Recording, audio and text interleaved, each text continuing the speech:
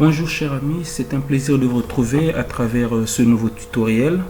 Alors aujourd'hui nous allons aborder un tout autre sujet, un module de Sage sur lequel je n'ai jamais effectivement présenté une vidéo dans ma chaîne. Et il s'agit de la caisse décentralisée.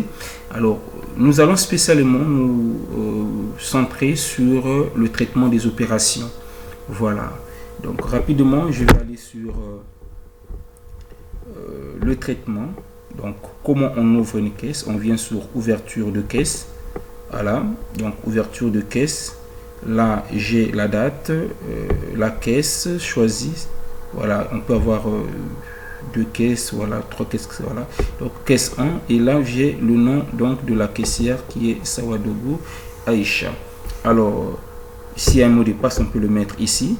Alors là, c'est important parce que généralement, au niveau des caisses, quand vous arrivez, on vous donne un fonds de caisse pour des monnaies. Donc, vous devez déclarer ce fonds de caisse. Et là, vous cliquez, vous venez ici, vous double-cliquez là et vous mettez le montant. Par exemple, si on vous a donné 25 000 francs, voilà, de monnaie comme fonds de caisse. Et là, vous faites OK. Voilà. Vous voyez, j'ai cette fenêtre-là. Elle n'est pas là de façon... en tout cas, c'est un choix d'écran que j'ai eu à faire. Qu'est-ce que j'ai fait? Je suis venu au niveau donc de fichier paramètres société et au niveau donc de la caisse écran. Voilà, j'ai donc cet écran que j'ai créé, écran 1, et j'ai pris le modèle 3. Et donc si vous regardez ici, vous avez beaucoup de modèles, mais moi j'ai choisi le modèle 3. Donc je fais OK. Alors il faut bien donc pouvoir affecter ça à une caisse. Donc je viens sur structure, j'ai la caisse et donc caisse 1, je viens ici au niveau écran de saisie et donc je choisis le modèle que j'ai créé, donc écran 1 qui embarque donc l'écran 3, le modèle écran 3. Alors je fais OK. Voilà. Alors rapidement je vais passer quelques écritures, nous allons voir comment on fait les traitements. Donc je commence donc ici rapidement par vous montrer. Voilà, alors là c'était plus facile si on a la duchette, hein, donc qui permet de scanner les codes barres, donc ça serait un peu plus rapide. Donc là je mets par exemple 20. Ok, le client achète encore donc des assiettes cartonnées, donc je prends 30. Ok, donc là nous avons effectivement le prix, le montant qui est de 22 420. Alors il me faut valider, plutôt il me faut mettre fin à l'opération.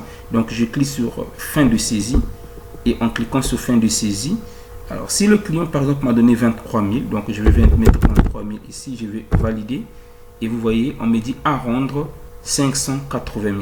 Je vais imprimer rapidement, donc pour cela il faut valider. Je peux cliquer sur valider ou encore directement sur ticket. Mais je vais aller donc au niveau de valider.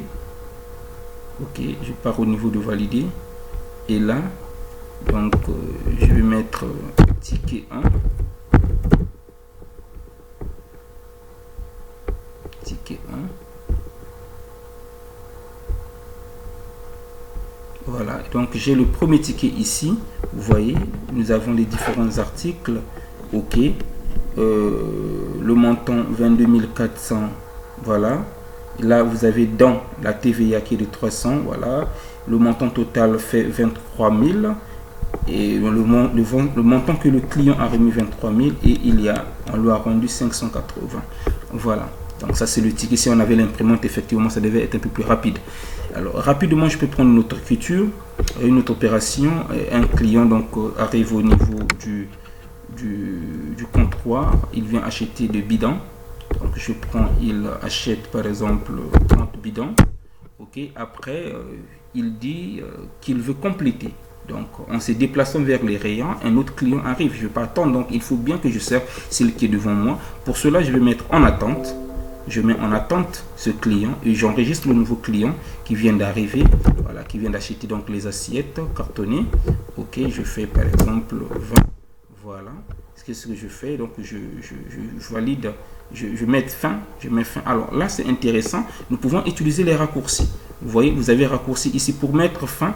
J'avais déjà paramétré les raccourcis. Donc, pour mettre fin, il suffit justement que j'appuie sur X au niveau donc de mon clavier X. Effectivement, ça met fin. Donc là, par exemple, le client a donné 7500. Voilà, je valide et je peux effectivement donc cliquer sur ticket.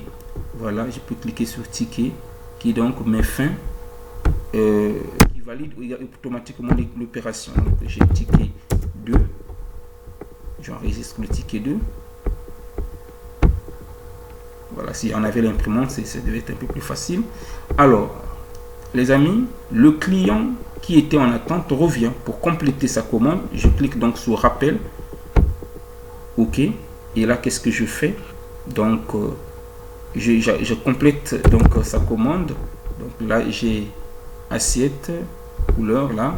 OK. Donc, il a acheté 50. OK. Alors, donc 4, il a 44 250. Je valide avec X. Je peux mettre fin d'exercice, fin de ces, excusez-moi, 45 000. OK, c'est qu'il a, voilà. OK, et donc à rendre 750. Et qu'est-ce que je fais? Je viens également toujours là pour valider. OK, valider qui va impliquer automatiquement donc l'impression du ticket. Donc là, j'ai le ticket 3. OK, voilà, j'ai le ticket 3. OK, alors imaginez, on arrive, on pose, il a été donné, on a donné l'autorisation au caissier de pouvoir effectivement prendre dans la caisse 2000 francs pour son repas. Voilà, et c'est une opération qu'elle doit pouvoir effectuer au niveau de la caisse. Donc on va faire un mouvement de caisse, et là nous avons donc c'est un mouvement de sortie, parce qu'il peut y avoir des mouvements d'entrée comme des mouvements de sortie. Là, c'est un mouvement de sortie. Donc là, on lui a autorisé de prendre 2000 francs pour ça. Donc on va mettre commentaire repas. OK, je fais OK. Alors, une fois que j'ai terminé de travailler, OK, j'ai terminé ma journée, je dois procéder à la fermeture de ma caisse. OK, et alors il y a la fermeture et la clôture. Il faut faire attention. La fermeture, la clôture, c'est carrément on boucle tout. Il n'y a aucune opération encore qu'on puisse faire. Mais je dois donc procéder d'abord à la fermeture de comment on appelle de ma caisse. OK, voilà, fermeture de caisse. Je ferme ma caisse. Voilà, ou on peut remettre à 0. Bon, je laisse comme ça. OK, voilà. Après, juste, qu'est-ce que je fais? Je viens contrôler la caisse. Contrôle de caisse. OK, avant de clôturer, je dois contrôler la caisse. Je viens au niveau de la caisse 1. OK, je fais afficher. Voilà, nous avons ici toutes les opérations. OK, on avait un fonds de caisse de 25 000 francs. Juste après, donc, tous les encaissements que nous avons, toutes les ventes que nous avons pu effectuer, donc tous les encaissements, excusez-moi, se lèvent à 73 750. OK, et là nous avons la sortie des 2000 francs. OK, maintenant il se peut, là vous voyez, on a à la caisse total théorique en caisse 96 750, les opérations qu'on a pu enregistrer. OK, mais il se peut qu'arriver qu'on se rende compte qu'on a plutôt par exemple 97 000 dans la caisse. Vous voyez, il y a un écart de 250. Qu'est-ce qu'il faut faire de cet écart là? Ici on nous dit générer un mouvement de régularisation en cas d'écart. Je viens, je clique ici et je fais OK. On peut vérifier l'impact que ça va avoir. On repart encore sur traitement. On va faire comme si on faisait comme on appelle un contrôle. OK, voilà, affiché. Vous voyez, nous avons effectivement une entrée de 250. Voilà. Maintenant, une fois que c'est fait, on peut maintenant effectivement clôturer la caisse. Clôture de caisse. On clique ici. Voilà. Vous avez ici. Donc, voilà. Jusque là. Bon, voilà, c'est le numéro de la facture. Bon, on verra plus ça plus tard. Donc, OK. Là, on vient de clôturer notre caisse. OK. Quand on clôture la caisse, regardez, si je viens au niveau donc de traitement,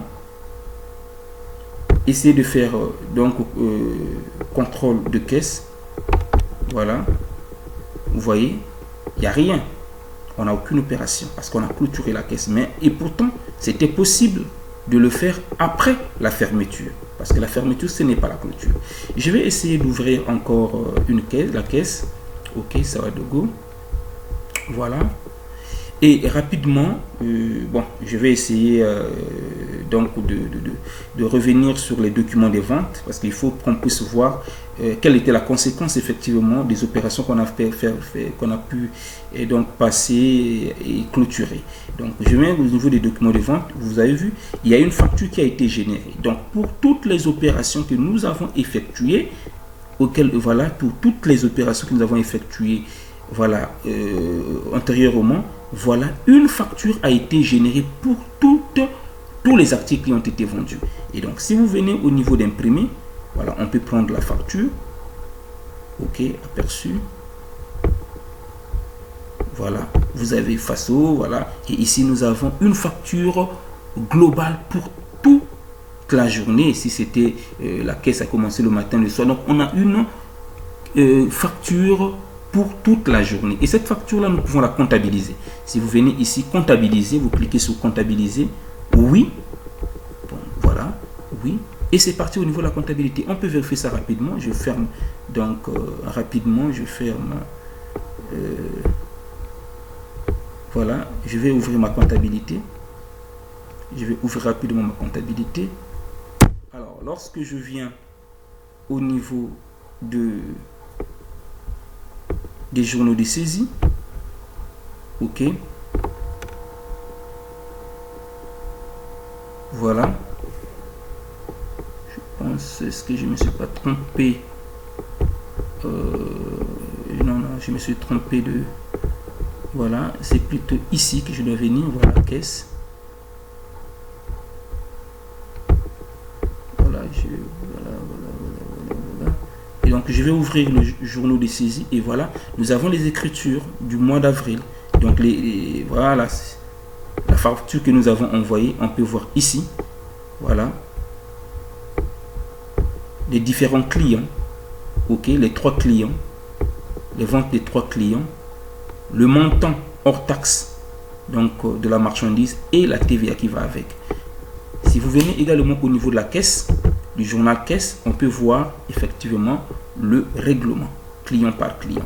Donc voilà un peu comment donc se fait donc le traitement de la caisse au niveau donc de l'impact au niveau de la caisse décentralisée, mais également au niveau de la comptabilité. Alors donc nous voulons également signaler que nous faisons effectivement une formation sur la caisse décentralisée avec des paramètres, tout le paramètre qui va avec. Donc ce qu'il y a ici, il y a des gens qui sont intéressés par cette formation. Effectivement, nous sommes ouverts de vous accompagner. Vous tenez une boutique, vous voulez installer, paramétrer, faire fonctionner donc votre boutique avec assisté par un logiciel, donc le logiciel Sage. Et effectivement là, nous sommes aussi prêts à vous accompagner. Merci encore une fois de plus. À la prochaine.